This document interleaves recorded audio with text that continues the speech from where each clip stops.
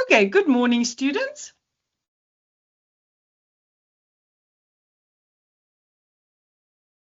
Good morning, students, and welcome to our revision session. We are very excited to have you join us this morning.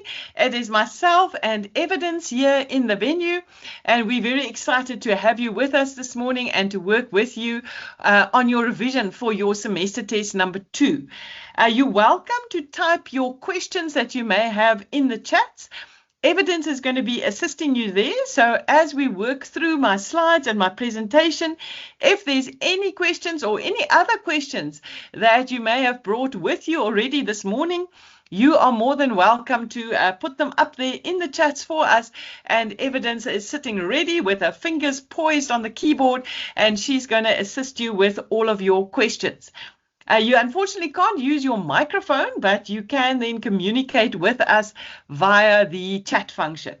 Also, there are the emojis that you can use. So at the top of your screen where it says react, so please send us lots and lots of emojis just to let us know you're keeping up and you're enjoying our session. So if you want to send a quick wave now to your classmates, try out the emoji function there at the top of your screen. Just see if it works and send a quick wave to your classmates.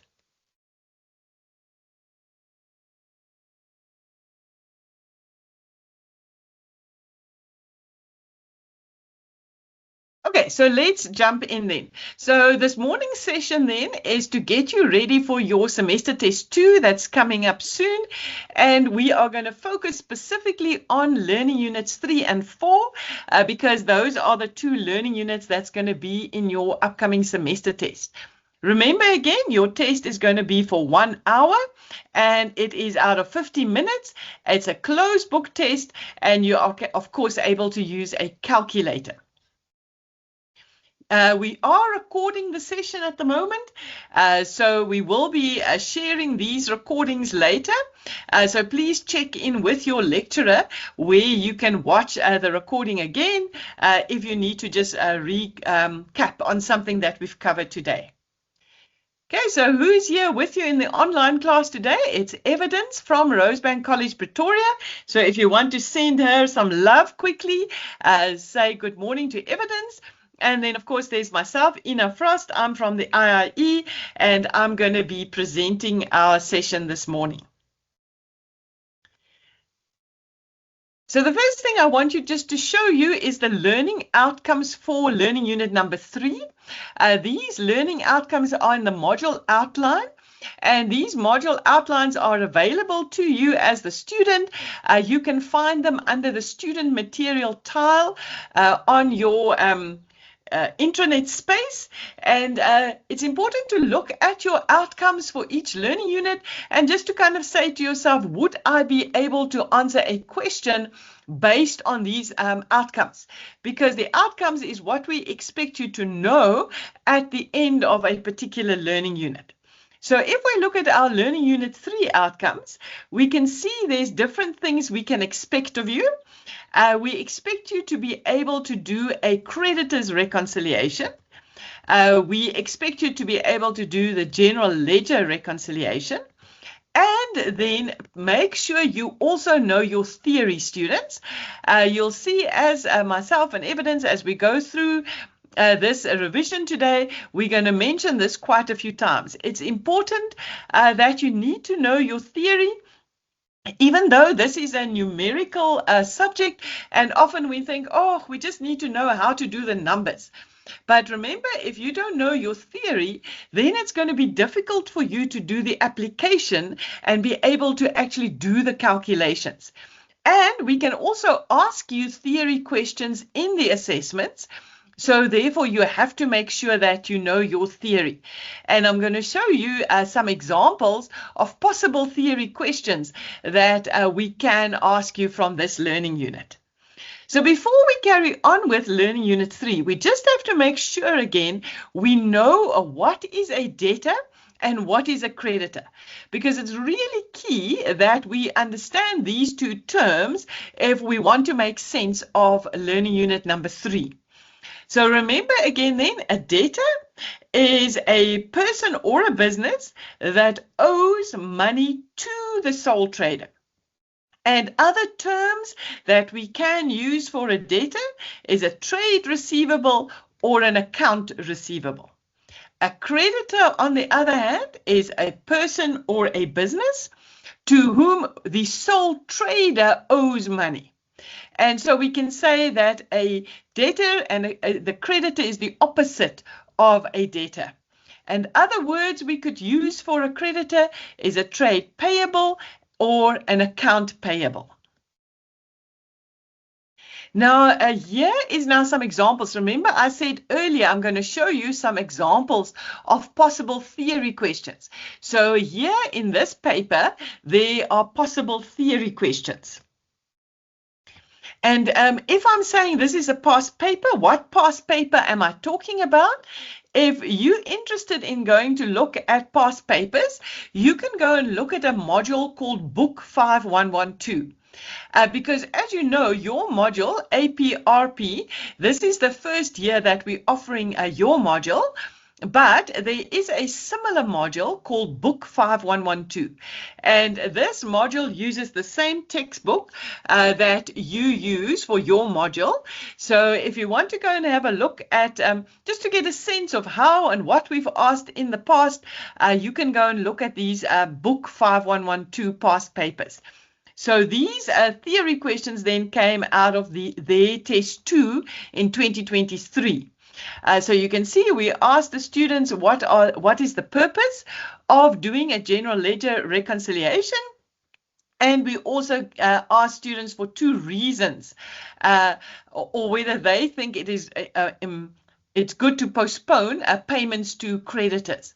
I've given you the references here to the textbook as well, so you can then also go and just check those pages in the textbook to make sure you can do theory questions like this. And then in last year, so again, I'm looking at this Book 5112 module. In the last year's test paper, they actually had a series of true and false questions that they asked the students. So you could see there, the student had to indicate if each of these statements were true or false. So that is another type of theory question that we could possibly ask you in the upcoming semester test. I'm not going to go now through each of these questions and discuss them with you, but later today, when you've got your recording, then please circle back here, and then you can see if you are able to answer all of these questions, and you've got the answer here next to them, so then you can quickly double check. So this question had 10 marks of true and false questions. Students, I'm just noticing that many of you are not using yet our chat function. Remember, you are able to type in the chats if you have any questions, or if you want us to go back to a slide or back to a calculation. Remember, at the top of your screen in that bubble, it says chat. Click on there, and then the chats will open on the right hand side of your screen. And so please optimize these chats. If you've come with any questions, or if there's any questions coming out of my presentation, Evidence is ready. She's waiting. She is ready to help you and to answer your questions. So please don't be shy. Send those questions. We're here to help you this morning. That's the whole purpose of this revision session. And also, please use your emojis just to let us know that you are keeping up with the session and that everything is good there on your end.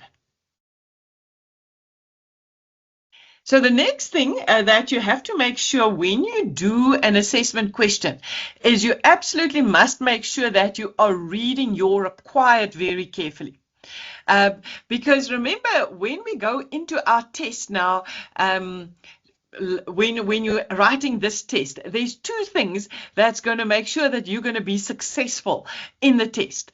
The one aspect is obviously making sure that you are well prepared for the test. And that's why we have mornings like this, just to make sure you are well prepared with your knowledge when you walk into that test venue. But there's also a second thing that you can do when you're actually in the test venue. that will also help you and improve your chances of being successful in the test. And that is your exam technique. So that is, what do you do while you're now actually sitting there faced with the paper? So today's lesson has got sort of two aspects to it. On the one hand, we're going to cover with you the content of Learning Unit 3 and 4 to make sure that when you are there, you've got the knowledge to answer the questions. But I'm also going to cover with you little exam tips and tricks, because these are also really key, and these little tips and tricks can really just make your difference when you actually in your test venue. And so sometimes I say to my students, you must think of yourself like you are playing in a sports team. So before the actual match, the sports team will do all kinds of fitness exercises and things to get ready for the match. So that's our preparation. But then when the sports team is actually on the field and they're actually playing the game, there's also certain things that they can do there on the field while they're in the game that will improve their chances for success. So today you will then very much see we're going to go with the two parts. One, we're going to talk about your preparation, and the other thing, little tips of what can you do on the test day to make sure you're getting the most marks that you can possibly get for this assessment. And my first tip then of the day is to please make sure you are reading your required very carefully. Because remember, we're only going to give you enough time to do what we want you to do in the question. So, for example, this question said you have to answer true or false. So, with other words, all we want to see is true or false in your answer booklet. And you can also see that extra sentence, which tells you if you give more than one answer, then we're not going to mark your question. So with other words, we don't want a student writing true and false because then we don't know which one is the right answer. So please make sure when you are writing your test or your exam that you are actually reading all of these little details, because everything that we write here on your paper is important, and you must make sure that you are adhering to all of those little details. So you will remember then in Learning Unit 2, which you covered for your previous semester test, we showed you how to prepare the debtors control, creditors control, debtors ledger, and creditors ledger. We showed you how to do the debtors and creditors lists, and we showed you how to reconcile your control accounts to your debtors and creditors lists. So that's where we ended Learning Unit number 2. Now, in Learning Unit number 3, we're building onto your knowledge from Learning Unit 2, and specifically your knowledge of your creditor. So Learning Unit 3 is very much focused on our relationship with our creditors. And in Learning Unit 3, what we're going to do is we're going to take our creditors ledger and we're going to reconcile the creditors account in the creditors ledger to the statement that we will be receiving from that creditor at the end of the month. So at the end of the month, your creditor is going to send you a statement, and we're going to check our creditors ledger to make sure that what we've recorded as transactions with the creditor is also the same as what the creditor has recorded on their side. And if this sounds familiar to you, this is very similar to what we did in Learning Unit 1. Can you still all remember Learning Unit 1? In Learning Unit 1, we compared our cash books to the bank statement. And here in Learning Unit 3, it's a very similar process. Now we're just going to take the creditor statement and we're going to compare it to our creditor's ledger. Evidence, how's everything going out there in the class? Is everyone keeping up? Send us a quick thumbs up if you are keeping up, students. We'd like just to make sure you are all there. Ah, grand. Okay, good. I'm seeing the thumbs up. I'm still not seeing anyone optimizing our chats. Please, students, feel free to type up your questions for us there in the chats. Evidence is ready to help you. So please, unfortunately, you can't use your microphone. So I see one of you have raised your hands. You can't use your microphone, but if you do want to chat with us, please optimize the chats. Then we can address your question there. Okay, so we said Learning Unit 3 now, it's all about how do we now reconcile the statement that we're receiving from the creditor to our creditor's ledger. And let's again look at a past paper question. And as mentioned earlier, I'm using the book 5112 past paper questions because that module uses the same textbook that you use for your module. So it's quite useful for us to look at the past papers from book 5112. Okay, so again, a little exam tip or trick. So the first thing we've done is now we've read our required carefully. And then the next thing we must do is we must look at how much time is allocated to us to complete a question. So we expect our students that they must work at 1 mark in every 1.2 minutes. So with other words, this question carries 20 marks. So that means you should not take more than 24 minutes to complete this question. And it's really key that in your test or your exam, you have to be very strict with yourself. Because if you say now take 40 minutes to complete this question, then it means that you're going to have to start rushing your other questions, or it might even mean that you have to leave out an entire question. And if you have to leave out questions or rush questions, then you can't do your best in them. And we want to see your best work. So please be strict with yourself. Before you start the question, quickly do the calculation. So take the marks allocated, multiplied with 1.2, and then you know how many minutes may you spend on the question. And then maybe even write here on your test paper for yourself, write down there 24. Then you'll know, okay, I've got 24 minutes that I can spend on this question. And when those 24 minutes are up, you leave this question and you immediately move on with question 3 and question 4. If at the end of the paper you see, oh, hang on, I've actually still got 10 minutes, then you can always come back and spend more time on a particular question. Okay, so in this past paper question then, they asked us to do the general journal entries to correct the mistakes that was made by the sole trader. Okay, so this question wanted us to do general journal entries. And if you want to go and practice those general journal entries where the sole trader corrects errors that they've made in the creditor's ledger, then you can look in your textbook for questions 3.1 and 3.5. Those two questions, each one of them has a question where you can practice general journal entries. But for today's purposes, what I rather want us to look at is how do we update the creditor's ledger and how do we prepare that creditor's reconciliation statement.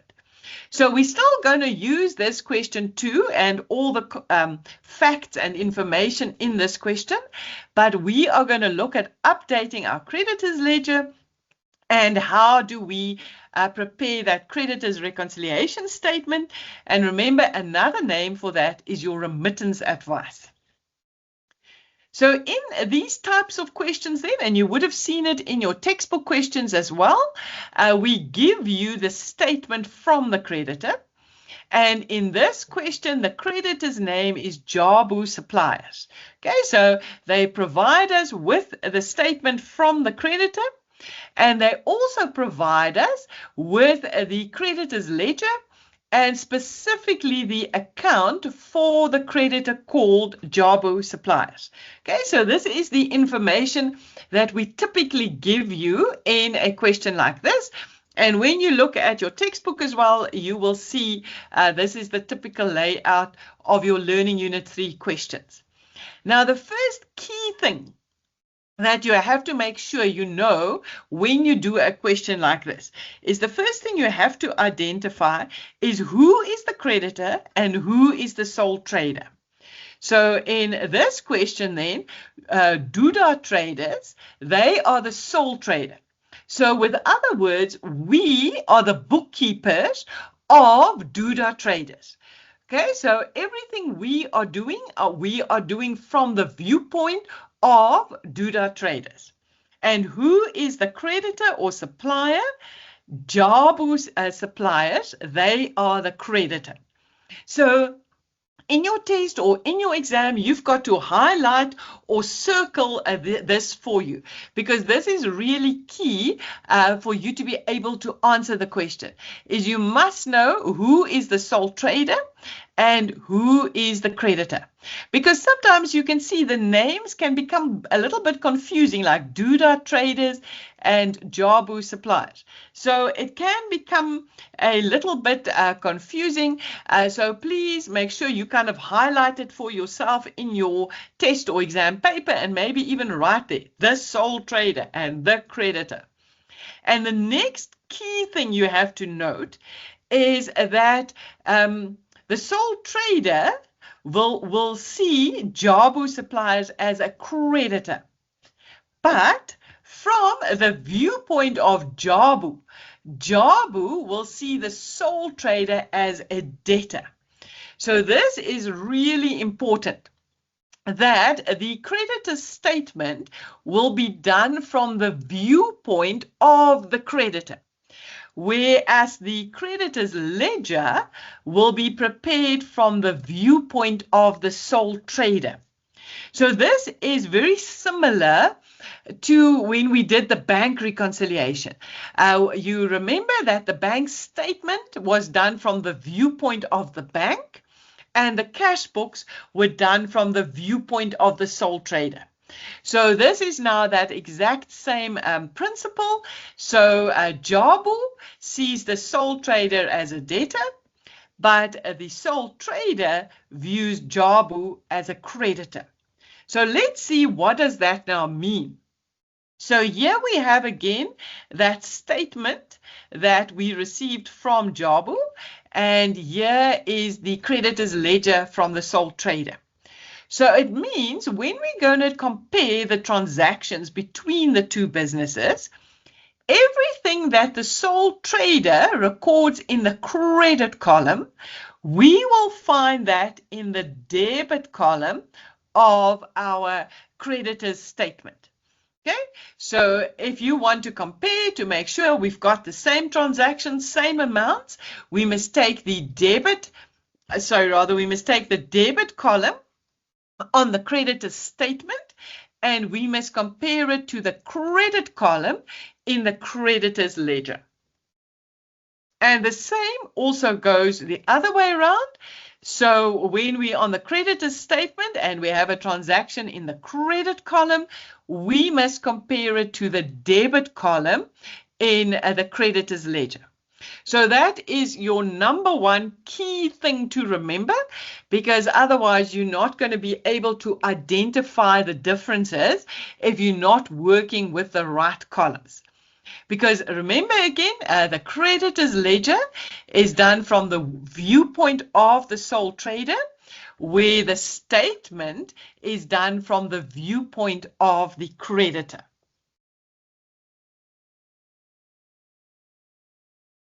Then the next thing we're going to give you in a test or an exam question like this is we're going to give you some additional information. And then in this additional information, we're going to give you more detail about some of these differences that you would have now identified when you did your comparison here, you would have now spotted that some of these numbers are now not quite the same. And then in the additional information, we give you more information about all the omissions and all of the errors. But the first thing you've got to check in this information in the question is which inventory system is being used by the sole trader. Because particularly when we ask you to do the general journal entries, this is really key that you need to spot the inventory system because that's going to have an impact on your general journal entries. And the next key thing that you always have to remember is that we always record our creditors with the amounts including VAT. Okay, so that's also really important to remember. So you're going to check your inventory system, and when you have to make any entries, remember that we are looking for the amounts that include VAT. So when we now go through this additional information, we have to ask ourselves a series of questions. And these questions will help us then to understand where do we have to go to correct these errors that was now made either by the creditor or by the sole trader. So your first question that you have to ask yourself is who made this mistake? Was the mistake made by the sole trader, with other words, in the creditor's ledger? Or was the mistake made by the creditor? So is the mistake on that statement that we received from the creditor? If the mistake is made by the creditor on their statement, then we are going to include the correction on our creditor's reconciliation statement, or remember, it's also called the remittance advice. If the sole trader makes the mistake in the creditor's ledger, then the sole trader must make the correction, and they're going to make that correction in the creditor's ledger, and they also sometimes have to make the correction in the creditor's control account. Okay, so when you are faced with a list of errors and omissions like this, then first thing you have to do is just quickly ask yourself the questions. Who made the mistake?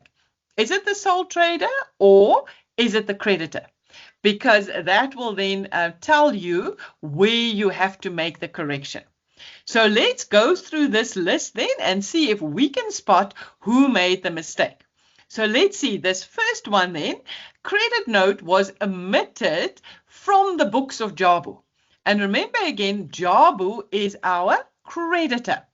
So where are we going to correct it? We have to do it on the creditor's reconciliation statement. Let's look at the next one.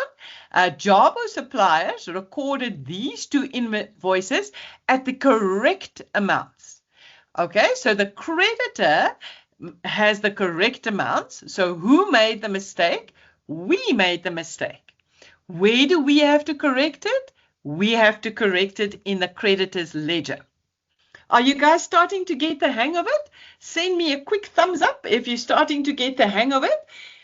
In fact, I'm going to give you a few minutes to read through numbers 4, 5, and 6 and quickly see if you can spot who made the error and where are we going to fix it.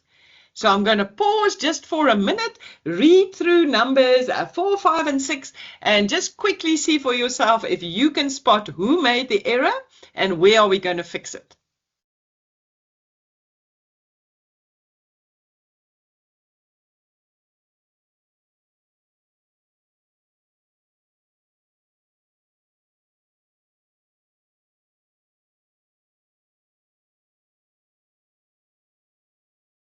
Okay, has everyone had a chance to go through it? So let's see, number 4 is actually an interesting one, and I wonder if you all got this one right.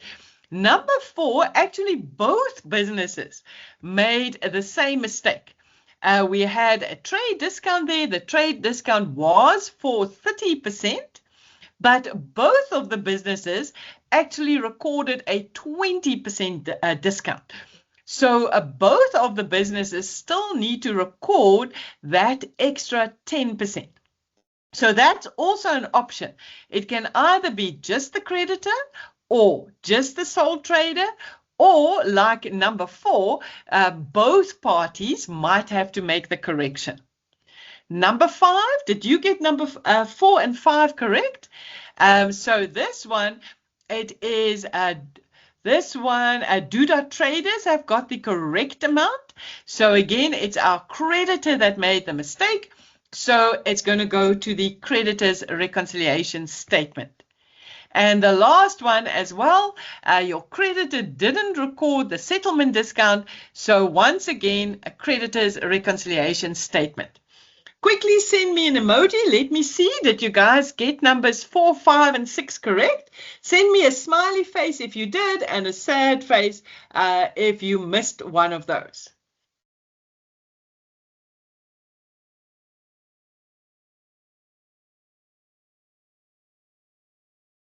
Oh, excellent. Well done, students. I'm seeing mostly just smiley faces there. Well done. I think I'm going to send you all a quick star in the chat for doing so well. There we go. There's a star for everyone in the chats. Oh, I see there's one sad face, but there's still time.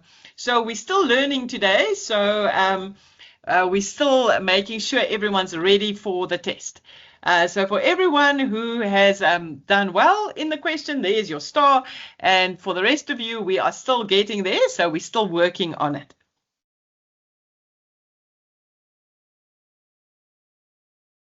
Okay, I see there's a question, Riley, maybe you can help here. Students are struggling. They are being sent to registration, but please, can you just quickly ask everyone? They do, unfortunately, because it's a webinar, they do need to register. So if they can please just register quickly so they can have access to our webinar. And please, Nesbit, if you will also, and Riley, if you'll also just tell everyone, we are recording the session. So if there are students joining us late, the session is being recorded and they will be able to catch up with us. Okay, so in communication with the program coordinators at the sites with regards to getting the students to register, but I will keep on following up. Thank you. Thank you. I appreciate that very much. Thank you. Okay, so now let's go and see now. So now we know where we've got to correct what. So let's see what these corrections will look like. Let's start by updating our creditor's ledger. So remember now again, the creditor's ledger is in the books of the sole trader, and we are the bookkeepers or accountants of the sole trader. So the creditor's ledger we're doing from the perspective or viewpoint of the sole trader. And we view Jabu as one of our creditors. And remember again, a creditor increases in the credit column and decreases in the debit column. So actually, let me just put that in here for us as well. Let me just use my pen quickly. Okay, so a creditor increases here in the credit column and decreases in the debit column. That is important to remember. Okay, so there's 3 corrections that we have to make. There was 3 of the invoices that we did not record correctly. So invoice 154 and 184, for these 2 invoices, we used the incorrect amount. And in each instance, our amount was too low. So you can see I'm still adding the extra amounts to my creditor. And then in that invoice 153, that was the one with the settlement discount, where both parties, you will remember, did only 20% settlement discount and not 30%. So we still need to record that extra 10% trade discount. And so that needs to be deducted from the balance, because remember, a trade discount means we need to pay less for the items that we've bought. Remember again, in your creditor's ledger, we update the balance after every transaction. So we start with the opening balance. Where did I get my opening balance? I'm going to use the balance in that creditor's ledger that they give me in the question. So remember, this was given to me in the question, and this was the creditor's ledger up until the end of August. So I take that bottom balance, and that's where I now begin my answer. And then I now adjust that balance with my 2 invoices that I recorded at the wrong amount and that extra trade discount.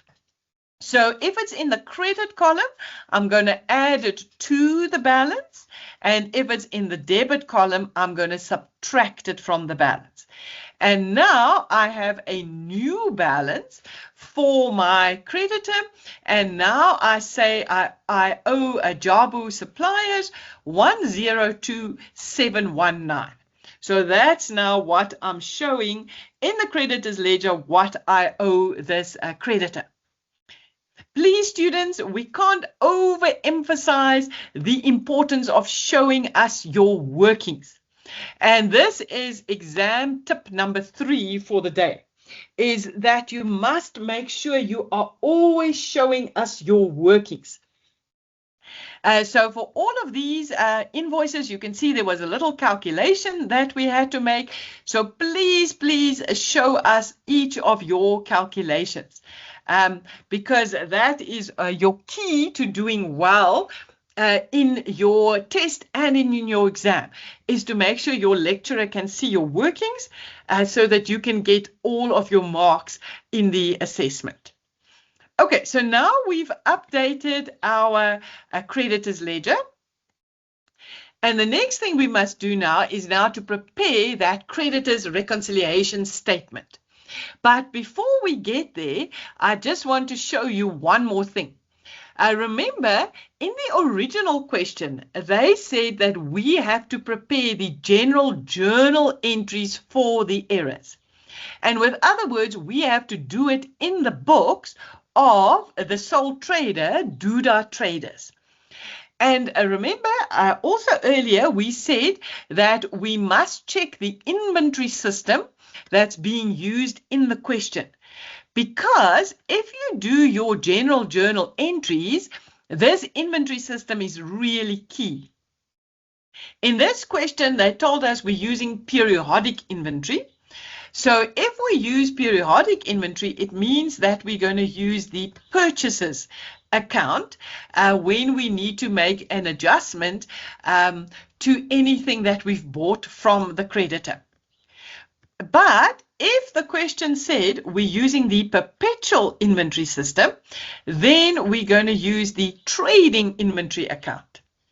Okay, so that's why it's really important for you to check which inventory system is being used in the question, because it is going to make a difference in your general journal entries, whether you are going to, and it can be debit or credit, the trading inventory account or the purchases account. So please make sure you've highlighted this in your test paper so that you know the inventory system. And then the next thing, remember, we said is don't forget about your VAT entries. Your creditor is always the amount including VAT. So if there is a transaction with a creditor, the entry will always have a VAT impact as well. So also remember to check for that if you are asked, for example, to do your general journal entries. Okay, so now the creditor's ledger has been updated. We've got the new balance. Now we're going to prepare our creditor's reconciliation statement or our so-called remittance advice. So remember, it can have either of these names, and we could use either of these in the test or the exam. So make sure you know both of the names for this statement. So we're going to start our reconciliation statement with the very last balance on the statement we received from the creditor. So this is the statement from Jabu, and the last balance they've got is 173,400. So that's where we begin. And then we are now going to update all the things, all the errors and omissions that was on the creditor's statement Okay, so that's all the ones I've marked off here in the bright pink color. Okay, so it's numbers 2, number 4, number 5, and number 6. All of those corrections we need to now do on our creditors reconciliation statement. Okay, so the first one, the credit note, the creditor didn't record that credit note, so we're going to subtract from their balance.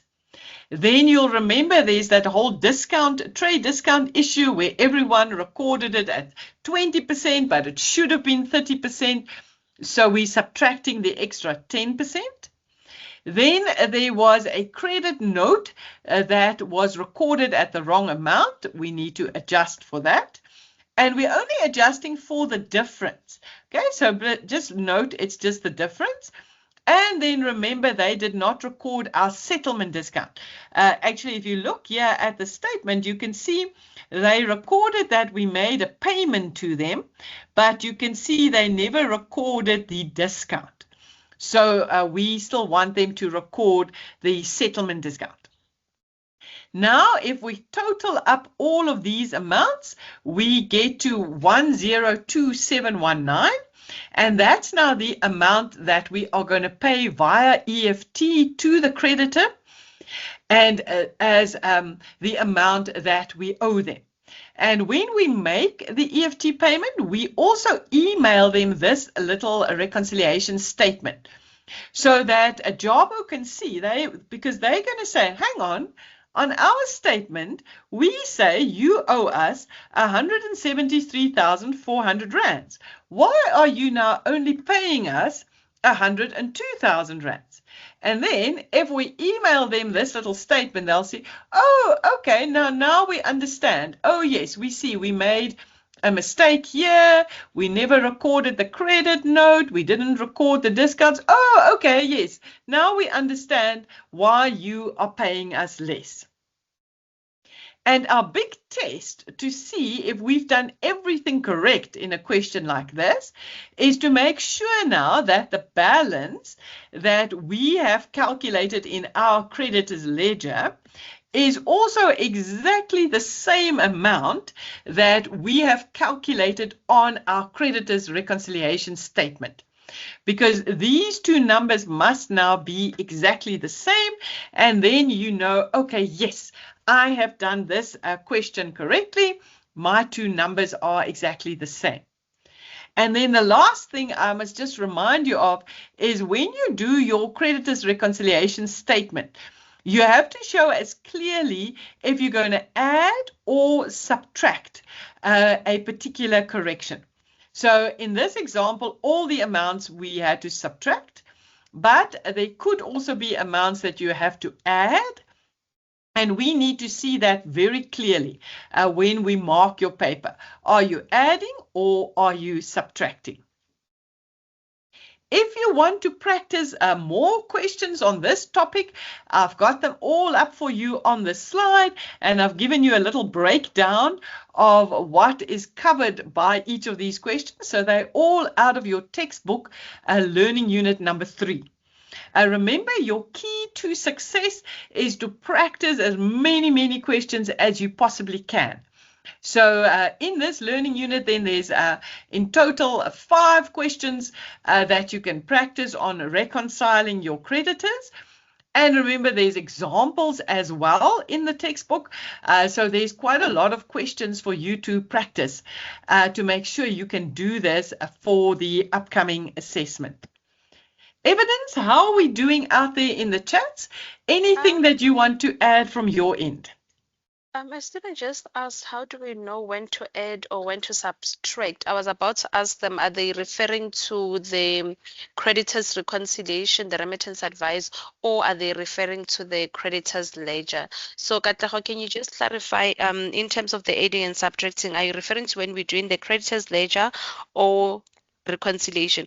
Okay, she said on the remittance advice. So I think maybe it would just help if you maybe just repeated why you are adding why you are doing what you're doing to the transactions that we had here. I think maybe that will help her. Okay, perfect. Okay, so remember again, and maybe let me rather jump back to this one. So remember your remittance advice. You're going to begin with the amount your creditor says you owe them. And then in terms of do we add or do we subtract, for that we have to go and just look again at this additional information. Because in this additional information, they will guide you whether the amount needs to be added or subtracted. Because it will all be dependent on what they tell us here. So for example, if they say, for example, this credit note was completely omitted. And remember, a credit note is if we return items to the supplier. So with other words, if we're returning it, we don't want to pay for it. So that's how we know we had to subtract. This one was that trade discount, and they should have deducted a 30% discount from us, but they only subtracted 20%. So they still have to subtract an extra 10%. So for all of these, to know if you need to add or subtract, you will just need to go and look very carefully at how did we word it in this additional information. And that will then help you to understand, oh, okay, it's still something that I still need to add to the statement or I need to subtract. Evidence, anything else you want to just add in for our students from your end? No, I don't think I have anything to add at the moment. Or maybe just to remind them, in terms of the statement, you did mention this, but some maybe may have missed it. The statement that we receive from our creditor, remember, to them, we are a customer that is buying from them on credit. So the statement is written from a debtor perspective. They are writing for a debtor. They are writing for a customer that is owing them. So that means the statement will actually increase on the debit side, decrease on the credit side. So just, maybe always have that at the back of your mind, the fact that the statement is written for a debtor. They are not writing for a creditor because they are not buying from us. We are buying from them on credit. Okay, thank you. Great, thank you very much for that. Students, I think I'm going to give us a quick leg stretch break now. Also, just maybe to accommodate students who were still trying to register and to be able to join us in the online space. So according to my clock, it's now 10:52. So I'm going to give us a little leg stretch until 11 o'clock. And then we will resume our online class just to give the last few students an opportunity to join us in the online space. And so we'll start again at 11 o'clock.